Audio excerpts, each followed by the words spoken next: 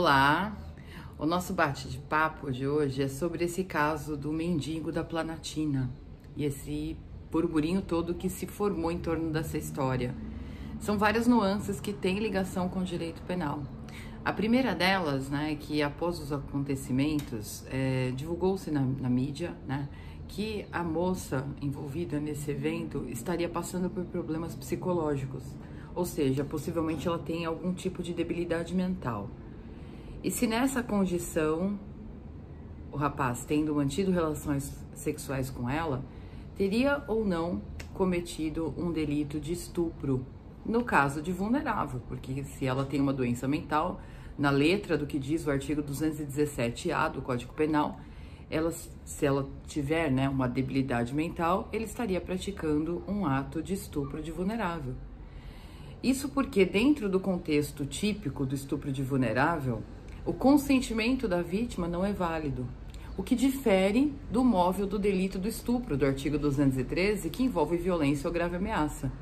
No artigo 217-A, o móvel do delito é exatamente a possibilidade do agente observar a situação, ter no conhecimento de que a vítima é vulnerável ou está no estado de vulnerabilidade e ainda assim praticar ato sexual com ela.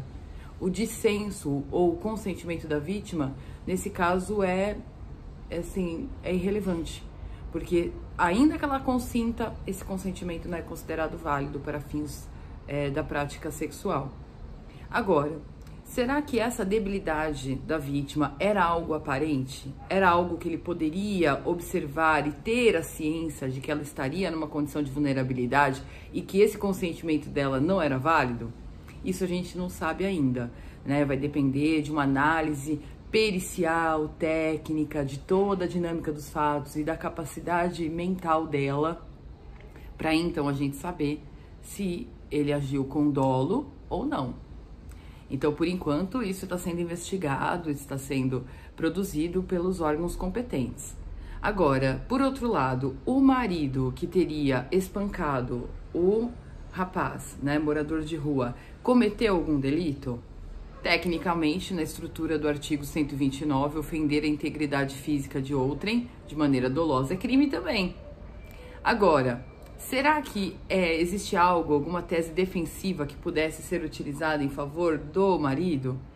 Eu penso que sim, né? Que se toda a situação levava a crer que essa vítima, né, estava sendo violentada, o marido agindo para defendê-la, ele agiu sob o manto de uma excludente de ilicitude, né? Legítima defesa de terceiro, no caso putativa, imaginária, porque tudo levava a crer que ela estava sendo violentada, de modo que ele agiu de modo a proteger a esposa.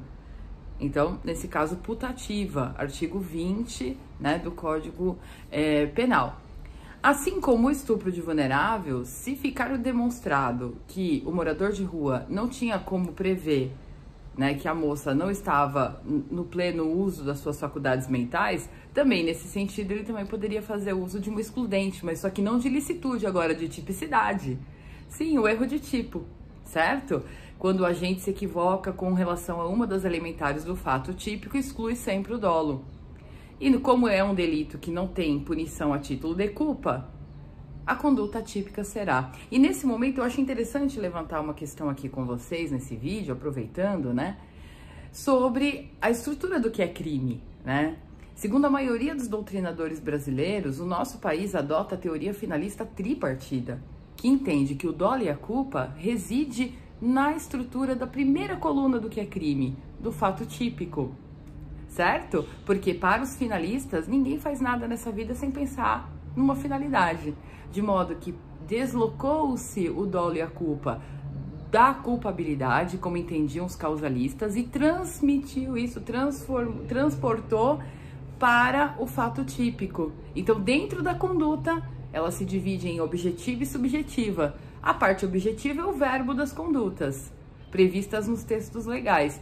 E a subjetiva, o dolo e a culpa, que é aquilo que moveu o agente à prática delitiva, certo? Então são essas as nuances aí que eu tinha para trazer para vocês acerca dessa conduta que tá aí na mídia, tá todo mundo falando. E se você gostou do vídeo, O que a professora pede? Para que vocês compartilhem com os amigos. Um grande beijo e até o próximo!